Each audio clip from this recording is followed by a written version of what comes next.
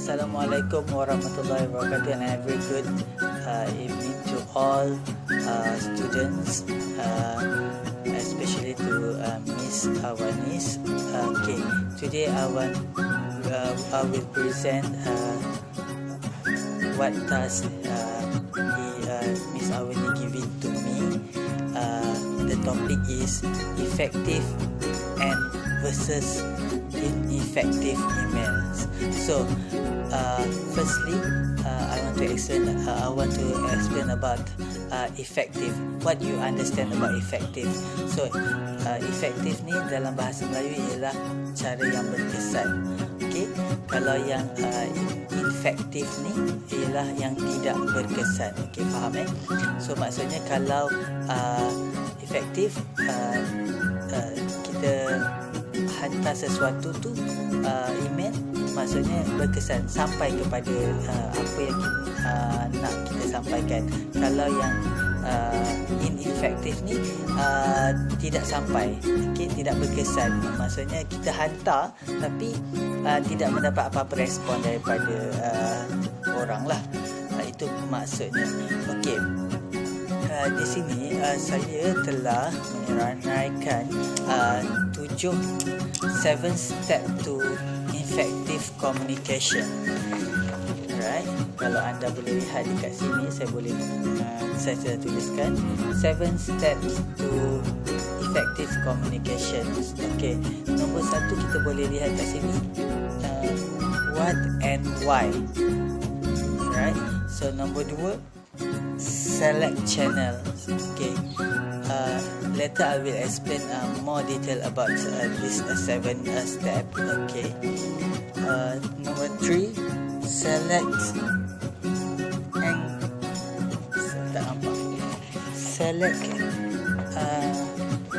encoding technique.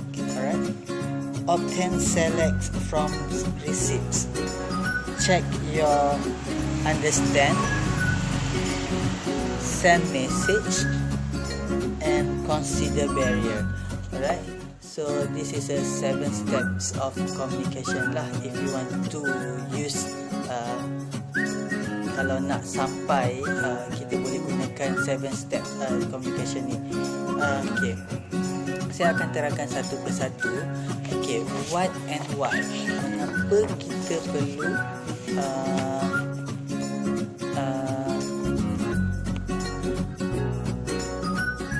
what and why. Okay, step nombor 1, to consider what is objective of your communication and why you have to communicate the message. Alright, so nombor 2 adalah select channel, to consider what channel of communication that is suitable. Okay, select channel ni bermaksud kita memilih saluran yang betul, channel yang betul untuk kita menyampaikan sesuatu message yang nak disampaikan. Maksudnya communication tu kita perlukan saluran yang betul. Contohnya WhatsApp, apa lagi, Facebook, dan kita menggunakan saluran media sosial yang betul lah. Select channel yang betul supaya benda ni sampai kepada orang yang nak kita beritahu message tu.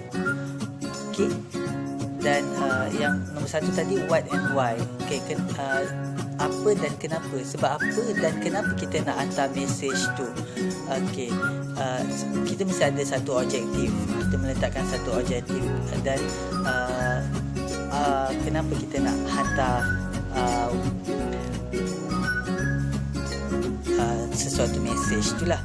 Okay, nombor 3, select encoding technique. Encoding technique is choosing the manner is which we send our message. For example, the language you choose, an angry, soft voice, and harsh tone. Okay, maksudnya di sini, maksud select encoding technique ni. Okay, maksud encoding technique ni, okay, dia bermaksud kita memilih teknik yang tepat untuk kita menyampaikan sesuatu message.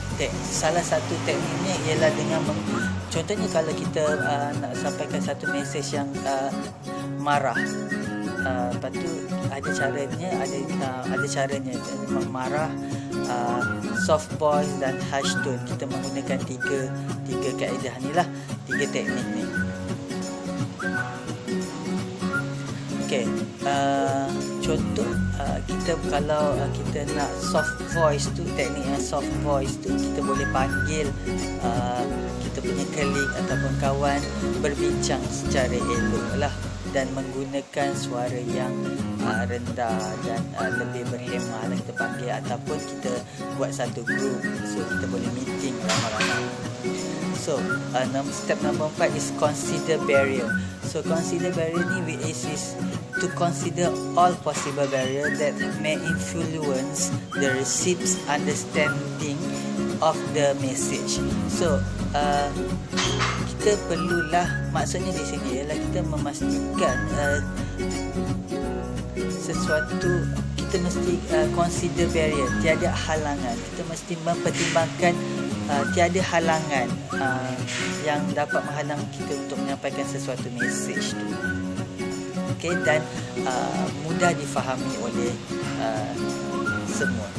Okay, then lepas tu step number 5 is send message. Having considered all aspect, you may now send message. So bila kita dah ikut step-step dia tadi, dan kita boleh send message tu kepada semualah. Okay, nombor 6 ialah check your understanding.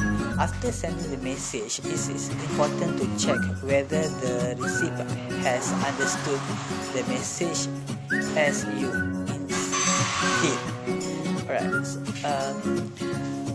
maksudnya check your understanding ni di sini, kita tanyakan kepada orang yang nak kita sampaikan. Kita tanya kepada kawan kita, sama ada kepada sesiapa yang kita hantar tu, dia faham ke tidak apa yang kita hantar kepada mereka, mesej yang kita hantar kepada mereka, sama ada mereka faham ataupun tidak. Itulah maksudnya step tu. And then the last one is the obtain feedback from receive. You must obtain feedback from the receive so that you know if your communication has been effective. If not, instead of blame the receive, ask yourself why the communication is failed. Maksudnya di sini, you kena dapatkan feedback, dapatkan maklum balas daripada orang yang kita nak hantar tu.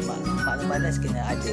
So bila kita dapat maklum balas, dapat feedback daripada orang, so kita akan dapat tahu orang tu terima mesej tu dengan terima mesej yang nak kita sampaikan tu dapat diterima oleh orang tu. So orang tu faham apa yang kita sampaikan, apa yang feedback yang message yang kita hantar tu, email, message ataupun email kita hantar tu sampai kepada semua. Okay, so kita tidak boleh, jika ada sesuatu jika message tu tidak sampai, which is the ineffective email communication, so kita tak boleh nak menyalahkan sesiapa.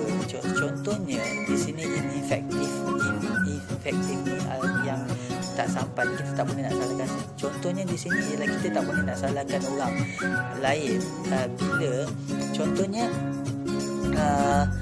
kita memberikan satu mesej kepada kawan kita dan suruh sampaikan kepada kawan kita yang lain, tapi kawan kita tu tidak sampaikan kepada yang lain.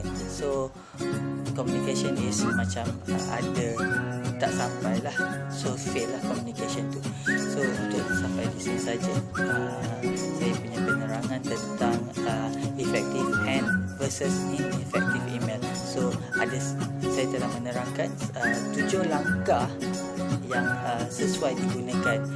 Okey, antara lain yang telah saya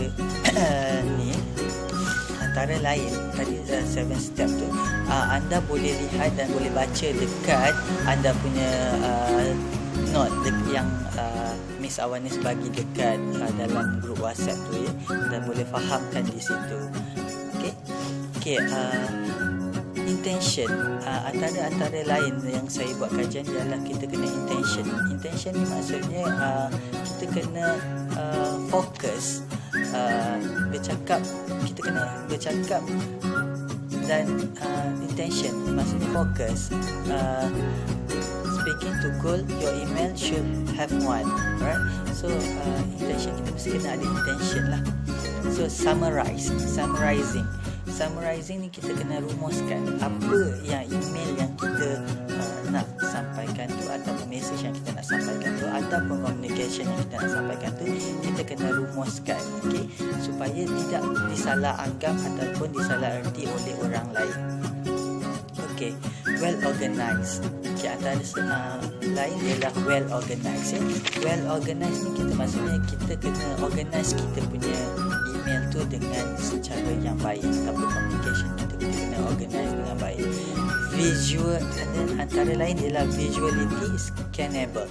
Visuality ni kita gambarkan. Okay, kita gambarkan situasi. Kita gambarkan situasi dekat orang.